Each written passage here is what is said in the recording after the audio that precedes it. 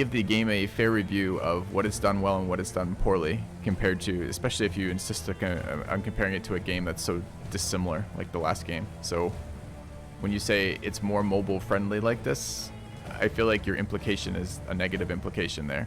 Not because you're saying, hey, there's a change, it's more accessible to a mobile gaming environment. You're saying the developers have made a compromise in their gameplay and gameplay for expanding their market to mobile users.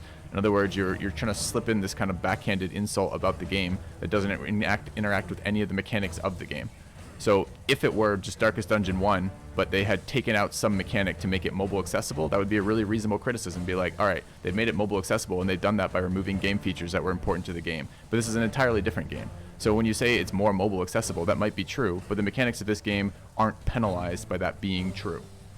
So is that a negative?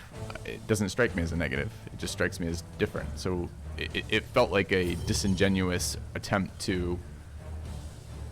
Not disingenuous, that's the wrong word. A kind of backhanded way of sneaking in criticism about the gameplay, which I don't think is there. Like, there's plenty of criticisms about the gameplay, although I'm stuck with the awkward position of defending just because it's an early access title and they're still in development, which is why I keep refusing to say, is it better or worse than Darkest Dungeon 1? We don't know yet. It's still in development.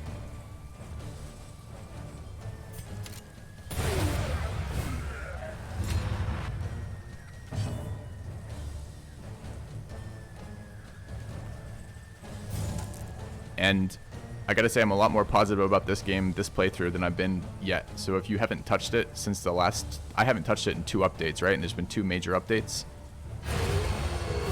Then you might also find your opinion has changed a bit. I feel like a lot of their moves have been in the right direction in the last 2 updates. Anyway. Like, I'm all for shitting on bad games. Don't get me wrong, I'm the first person to do that. But I'd like it to be a justified shitting on, right? I don't want to shit on someone's game just to shit on it. I want to shit on it because it's bad. Quitters never win. And give them the benefit of the doubt that it could be good when it's still in development.